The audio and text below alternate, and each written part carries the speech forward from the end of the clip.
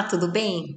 Olha só, hoje a gente vai falar sobre um assunto que a gente está sempre falando e repetindo, e os psicólogos falam, as pessoas falam na tua empresa, que é as coisas que te escravizam. As coisas que te escravizam, os teus ídolos ou os teus pecados, as tuas trevas, o que você quiser chamar, é tudo a mesma coisa.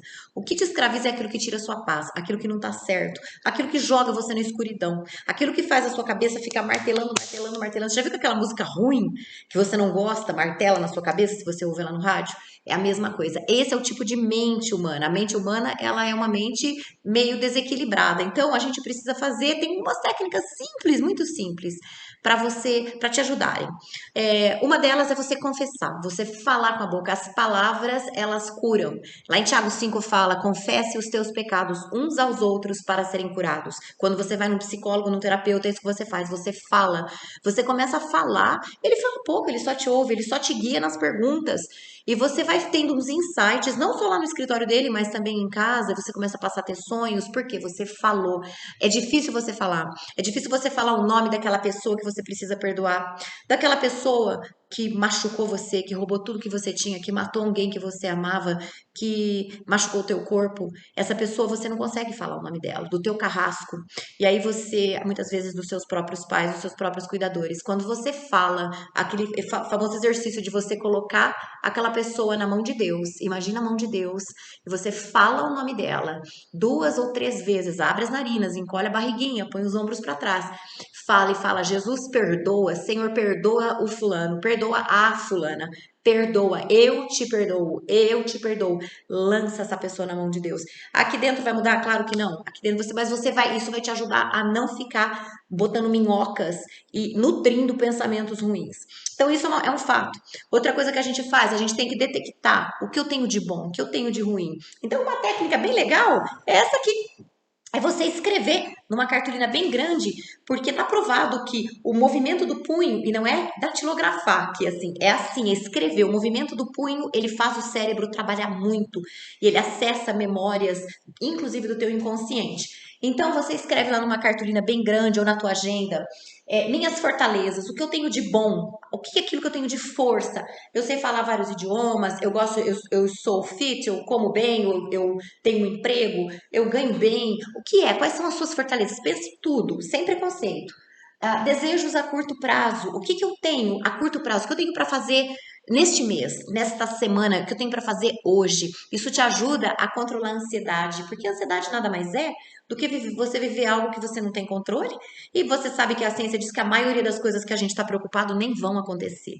Aí você tem uma terceira coluna que você põe lá, desejos a longo prazo. Então, a longo prazo, daqui talvez um ano, eu quero morar na praia, mas agora, nesse momento, não é hora, as portas estão fechadas. Eu oro, eu peço a Deus, mas as portas estão fechadas. Eu quero aquele emprego que, nesse momento, eu ainda estou estudando para ele, eu não posso, as portas estão fechadas, mas eu tenho um objetivo. A gente precisa ter um objetivo na vida. Durante vários anos, eu fiquei sem objetivos, eu sabia que eu precisava, e eu pedi ao Senhor: Senhor, me dá objetivos. Eu ajudava, eu trabalhava, eu servia, né, mas eu pensava, depois que os meus filhos saíram de casa, eu falei: meu Deus, o que eu faço agora? Quais são os meus objetivos? Escreve objetivos claros para você. Isso ajuda. O que me impede? O que tem me impedido? Quais são os problemas, os obstáculos? Eu tenho medo, inclusive dentro de mim, porque eu mesmo me saboto, eu coloco obstáculos. Eu enxergo, começo a escrever sobre esses obstáculos. Muitas vezes você vai enxergar que o que me impede é falta de perdão. Isso é uma barreira. Falta de perdão, meu amigo, é uma corrente que não deixa você seguir adiante. Você nem vai tentar. Não adianta, porque a tua vida não vai ter paz. Se você não perdoar, você não vai ter paz. Por quê? Porque você não vai perdoar a si mesmo. Porque a mesma medida que você lança para o mundo, volta para você. Isso foi Jesus, o próprio Jesus diz.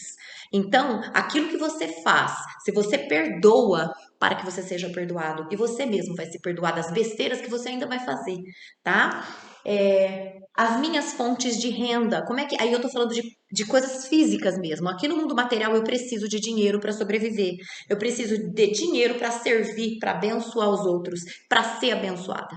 E como é que eu faço isso? Quais são as minhas fontes de renda? É o meu emprego? Eu tenho aluguel? O que que eu faço? Eu posso fazer algo a mais? Será que a minha mente tá presa na pobreza? Eu sempre digo que pobre é aquela pessoa que às vezes ganha bem. Tem gente que ganha bem, mas é pobre. É pobre, ela quer ser pobre, ela quer viver na pobreza. Então, assim, a vida dela é uma uma pobreza. Ela gasta o dinheiro onde não deve, ela gasta o dinheiro no bar, ela gasta o dinheiro no prostíbulo, ela gasta o dinheiro comprando coisas para os amigos, não para servir, para aparecer. Ela gasta viajando, ela gasta sempre um pouco mais do que ela pode, porque ela precisa pôr na rede onde ela está. Ela precisa mostrar, ela vive de aparências. Esse tipo de pessoa, se você se enquadra, meu amigo, corre, corre, corre. E nós temos que lutar para nunca cairmos nessa armadilha, porque isso é pobreza. Você nunca sai do lugar, tá? E pro fim, o que eu não sei. Você escreve o que eu não sei. Deixei em branco durante muito tempo o que eu não sei. Eu pus ainda assim, eu vou falar o meu, tá? Pra você. Algo que Deus disse a uma pessoa muito querida minha, que eu não sei. Eu não sei. Existem coisas que eu não sei que eu vou descobrir. E ao longo do tempo, à medida que você vai descobrindo sobre si mesmo, sobre os emaranhados da sua família, vai escrevendo nesse quadrado. Uma outra técnica bem legal é essa daqui, uma continuação. Você coloca as tuas forças, tá? Tudo que você tem de forças, tudo que você tem de bom, tudo, se elogie mesmo, porque é bênção de Deus, foi Deus que te deu, e Deus te deu para você servir. Se você serve o outro com aquilo, com as suas fortalezas, você tem paz. E aqui são as suas fraquezas. O que eu tenho? Eu procrastino, eu não gosto de mim mesmo, eu não perdoei os meus pais. Então você vai tendo esse tipo de atitude e você vai escrevendo. Isso é libertador. E o importante é você falar, você ter amigos para falar, porque o ser humano, você vê agora pelo Covid o que aconteceu, as pessoas, elas fecharam em casa. Elas estão neuróticas, as pessoas mais de idade que tinham aquela vida social, elas entraram em depressão. Então assim, você precisa de amigos físicos perto de você. Isso é importante. Isso é importante. Selecione. Você lembra que um pouco de fermento fermenta toda a massa. Isso, o apóstolo Paulo fala isso. Significa que selecione as pessoas com quem você vai estar. Não é questão de você ser melhor do que os outros, achar que você é superior. Mas selecione, porque uma pessoa que só fala trevas, ela te leva nas trevas sem você perceber. Então você pode rezar por ela, põe ela nas mãos de Deus. Não, você não é melhor. Você não está julgando a pessoa, você está julgando as atitudes dela. Isso é importante. Então, essa é a nossa corrida. Como que eu tiro os meus ídolos, os meus escravos? Né? Eu tenho escravos, coisas que eu escravizo e que me escravizam. Eu escravizo pessoas, eu sou dependente de pessoas, eu escravizo aquela pessoa para mim, meu filho, meu marido, minha esposa, o meu chefe, eu manipulo todo mundo para que faça do jeito que eu quero. Isso é tudo escravidão. Isso não te faz bem, isso deixa o seu corpo doente. Isso leva você aqueles pensamentos que ficam assim o tempo todo.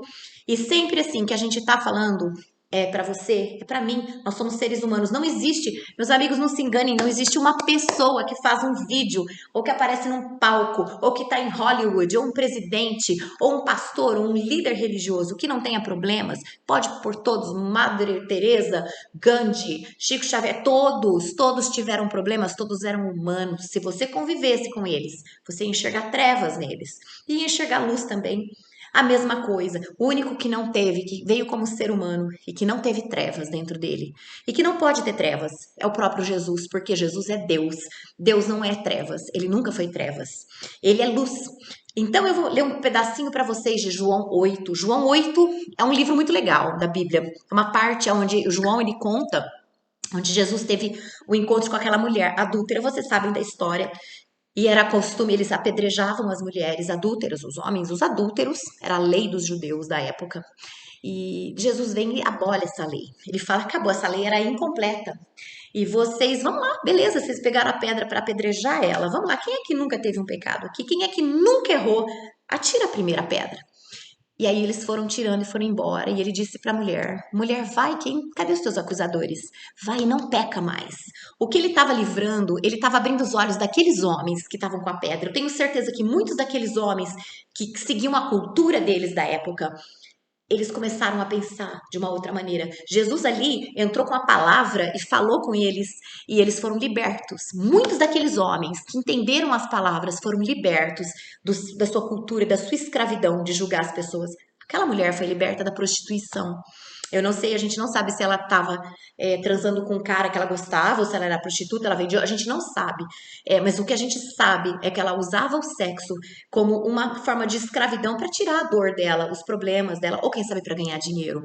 E não era correto a maneira como ela estava fazendo aquilo, né? A maneira como ela estava usando algo que Deus criou, o sexo. Se Deus criou o sexo, se Deus criou o açúcar, se Deus criou a comida, É ele que dita as regras. É ele que dita as regras do que você deve comer, do que como você deve usar o sexo. Se ele criou o matrimônio, a família, é ele que dita as regras de como tem que ser uma família. Ele tem um manual de instrução, que é a Bíblia, porque ele é o criador, ele é aquele que fez.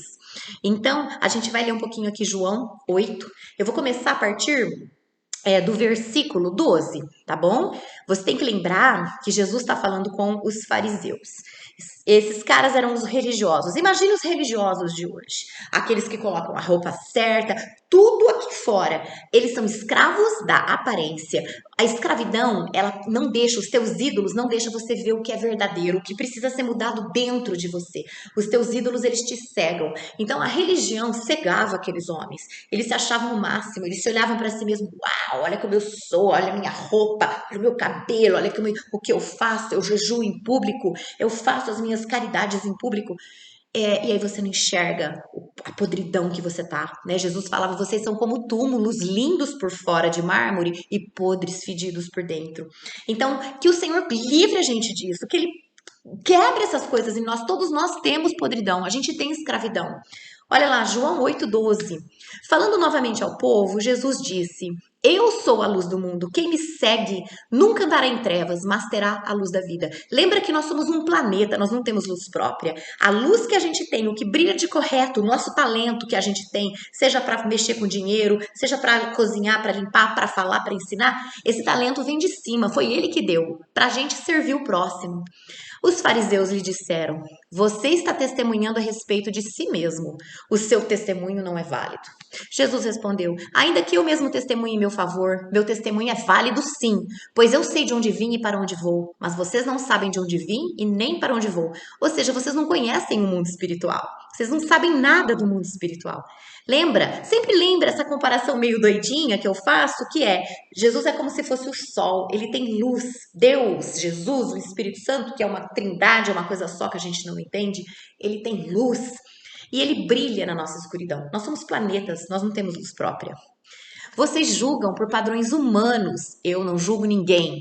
Jesus falando, mas mesmo que eu julgue, minhas decisões são verdadeiras, porque não estou sozinho. Eu estou com o Pai que me enviou. Na lei de vocês está escrito que o testemunho de dois homens é válido. Eu falo sobre mim mesmo, e a minha outra testemunha é o Pai que me enviou. Você tem que lembrar que os judeus acreditavam em Deus, né? Aí eles perguntaram onde que estava o pai de Jesus, ele disse: Vocês não conhecem nem a mim, nem ao meu pai. Se vocês me conhecessem, conheceriam também ao meu pai. Ou seja, Jesus está falando: vocês não acreditam em Deus, vocês não têm um relacionamento com Deus. Tudo que vocês falam é blá blá blá. Ele proferiu essas palavras enquanto ensinava no templo, perto do lugar onde se colocavam as ofertas. No entanto, ninguém o prendeu porque sua hora ainda não havia chegado. Aí, mais uma vez, Jesus lhes disse: Eu vou embora, vocês procurarão por mim e morrerão em seus pecados. Ou seja, vocês morrerão com os seus ídolos, com as coisas que aprisionam vocês. Vocês não enxergam nada. Para onde eu vou, vocês não podem ir. Aí os judeus perguntaram: será que ele vai matar-se? Para onde que ele vai que a gente não pode ir? Jesus disse: vocês são daqui de baixo, eu sou lá de cima. Você tem que entender que o aqui de baixo ele está falando de um mundo mundano, trevas. Vocês são deste mundo, eu não sou deste mundo. E lá em João 14, 15, 16, Jesus fala pra gente: se você começa a ter um contato com ele, ele fala: vocês estão no mundo fisicamente, mas vocês não são desse mundo, vocês são meus. Ele dá para você a mente dele. É uma mente totalmente diferente, que palavras humanas não têm como explicar. Aí ele disse: vocês vão morrer em seus pecados. Se vocês não crerem que eu sou, de fato vocês morrerão em seus pecados. Que não crê que ele é Deus, né? Aí perguntaram: quem é você? Exatamente o que eu tenho dito. Eu tenho muitas coisas para dizer e julgar a respeito de vocês, pois aquele que me enviou merece confiança, que é Deus, e digo ao mundo aquilo que dele eu ouvi.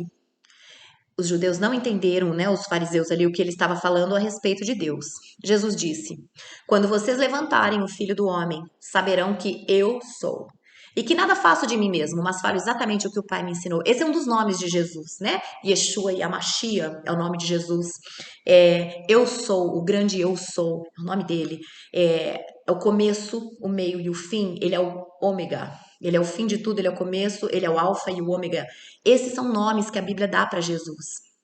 Aquele que me enviou está comigo. Ele não me deixou sozinho, pois sempre faço o que ele agrada. Aí, quando Jesus falou isso, muitas pessoas acreditaram nele, né? Aí Jesus falou assim, esse versículo é maravilhoso e vocês todos conhecem. Se vocês permanecerem firmes na minha palavra, verdadeiramente serão meus discípulos. Olha só, as pessoas acreditam que começam a conversar com Jesus, muitos falam aceitar Jesus, isso não está na Bíblia, assim. É ali você começa um relacionamento de acreditar. Mas para você acreditar mesmo, é você seguir aquilo que ele fala, é você saber que aquilo que ele fala é um manual de instrução que você tem que seguir. E que vai muito contra o que o mundo prega. Toda a cultura, tudo que a gente fala no mundo hoje em dia, tudo que a gente faz no mundo, uma grande parte do que a gente faz é contra aquilo que ele prega, aquilo que ele fala. E aí ele diz: vocês verdadeiramente serão meus discípulos. Você vai ter que ter perseverança. É dia após dia, entendeu? E vocês conhecerão a verdade. E a verdade vai libertar vocês. João 32, 8, 32. A verdade é ele. Por que a verdade é ele? Porque dentro de mim, nesse momento, o que eu penso de mim mesma, o que eu penso ao redor de mim, existem muitas mentiras. Existem muitas coisas que não são verdades, mas que para mim são verdades, que são culturais. Mas à medida que eu vou vivendo e principalmente sofrendo e perdendo, ele vai mostrando que aquelas verdades eram mentiras e ele vai transformando a minha mente, renovando a minha mente, como fala em Romanos 12. Aí sabe que os religiosos perguntaram para ele: nós somos descendentes de Abraão, nunca fomos escravos de ninguém. Como que você diz que seremos livres? Você entendeu? A gente é escravo, eu, meu amigo, sou escrava, você é escravo. Eu tenho vários ídolos aqui agora que precisam ser quebrados. E eu peço, venho pedindo a Deus, porque Ele me abriu os olhos e me mostrou onde estão os meus ídolos. Olha, eu vou te dar um exemplo de ídolos. A sua posição social, o seu dinheiro, o seu emprego, o seu carro, a sua mulher, o seu marido, os seus filhos, o seu cabelo, o seu fitness, a sua academia. Academia é tão bom, eu amo academia. A sua academia, a sua profissão. Você ama, eu amo. A profissão é bom. O seu dinheiro, o dinheiro é bom. Mas ele é teu escravo ou ele é teu dono? O que é? Como é que funciona? Ou não é nenhum nem outro? Você tem o dinheiro ali que é para te servir, Deus te deu, e você vai vivendo e vai ajudando o outro e vai. São vários ídolos. Às vezes o ídolo são as suas dores. Você usa suas dores, você cria doenças para que as pessoas te deem atenção.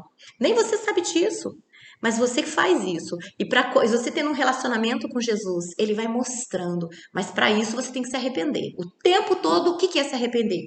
É fazer isso que a gente fez aqui, ó. As minhas fraquezas. É enxergar quais são as suas fraquezas. É enxergar quais são as pessoas que você não gosta e que você tem que trabalhar com elas. Existem pessoas que a gente não gosta, a gente não vai com a cara. Eu tenho que encolher minha barriguinha, pôr meu ombro para trás, respirar, sorrir. Sorrir para ela, olhar ela no olho. E orar ao Senhor. Falar: Senhor, eu sou tão falsa. Parece que eu sou tão falsa. Me ajuda. A atitude minha é amor para ela. Deus está vendo o teu esforço, minha amiga. Deus está vendo o teu esforço. Você vai sim trabalhar e conviver com pessoas que você não gosta. E o dia que elas saírem de perto de você, você fala: graças a Deus. Mas é óbvio que você está aprendendo a amar. Amar aqueles que te perseguem. Porque ele mesmo fala, não é? Que você precisa amar. Porque senão, que graça tem se amar aqueles que te elogiam? Olha, eles falam o seguinte, que Jesus fala que ele vai voltar para a presença do Pai, e vocês fazem o que ouviram do pai de vocês. Jesus está falando que o pai deles é o diabo, é Satanás. Eles estão na trevas, é aquilo que eles fazem, o que as trevas produzem, né? Aí, no versículo 39, João 8:39, os fariseus dizem: Abraão é nosso pai. Mas vocês estão procurando matar-me, sendo que eu falei a vocês a verdade que eu ouvi de Deus. Abraão não agiu assim, Jesus fala. Jesus disse: se vocês fossem filhos de Abraão, vocês fariam as obras que Abraão fez. Vocês estão fazendo a obra do pai de vocês. Aí eles falaram: nós não somos filhos ilegítimos, o único pai que temos é Deus. Você tem que entender que eles eram religiosos. Jesus disse: se Deus fosse de fato o pai de vocês, vocês me amariam, pois eu vim de Deus e agora eu estou aqui. Eu não vim por mim mesmo, mas ele me enviou. Você tem que entender que o pai e o filho são um só. Porque a minha linguagem não é clara para vocês? Porque são incapazes de ouvir o que eu digo. Vocês, continua Jesus, pertencem ao pai de vocês, o diabo.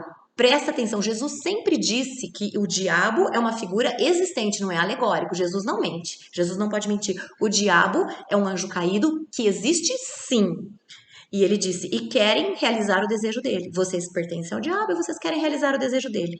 Ele foi homicida desde o princípio. Ele jamais se apegou à verdade, pois não há verdade no diabo.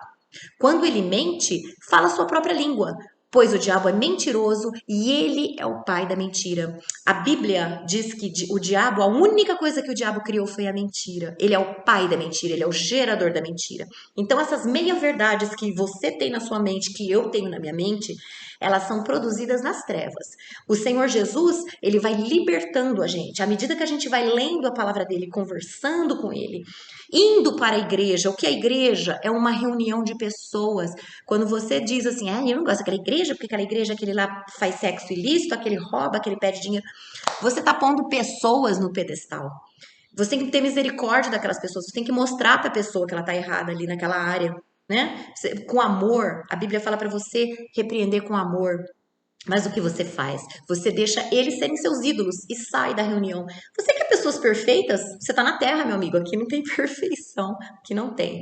Tem uma música que diz que a igreja não é uma medalha para os vencedores. A igreja é um abrigo para os pecadores. Ali eu percebo que a gente põe muita máscara, né? Hoje em dia. Não máscara de Covid, mas a máscara de maquiagem mesmo. A gente maquia, a gente não fala dos nossos problemas, porque senão as pessoas vão rejeitar a gente. Isso não é igreja. Mas você tem que ir e mudar aonde você tá, ali aonde você tá. E Jesus diz que eles não creram nele, porque ele diz a verdade. Então, gente, eu queria deixar essa mensagem para vocês pensarem. O que eu li aqui está em João 8. Eu citei também Romanos 12, Efésios 4, onde diz que não se põe o sol sobre sua cabeça e você com raiva. Significa que a Bíblia te deu uma fórmula. Até na hora do sol se pôr, você tem que resolver o seu problema com aquela pessoa. Talvez a pessoa não queira falar com você. Você não vai ver a pessoa aqui dentro. O que você faz? Mas eu não sinto bem. Não tem que sentir. Tem que botar ela na mão de Deus, orar por ela e pronto. E a hora que ela voltar no teu pensamento, aquele pensamento, pop, pop, pop, pop, você vai fazer ginástica, vai correr, encolhe a barriguinha, ora a Deus, pede de novo pela pessoa e vai viver sua vida. É simples assim, tá? Não é difícil, não. É que a gente precisa realmente exercitar. As trevas dentro de nós, elas não precisam ser exercitadas. Elas já existem e elas só precisam ser alimentadas. Para as trevas saírem de dentro de nós. A luz, que é o próprio Jesus, que é a verdade, tem que vir, brilhar, você se arrepende e aí você começa a exercitar o Senhor Jesus dentro da sua vida. Não é difícil, ele fala que o jugo dele é leve e suave. Se você confiar nele, ele vai te levar até o final da sua vida com muita tempestade, com muita vontade de desistir, mas você não vai desistir porque você vai pedir sempre e você vai cada dia mais melhorar.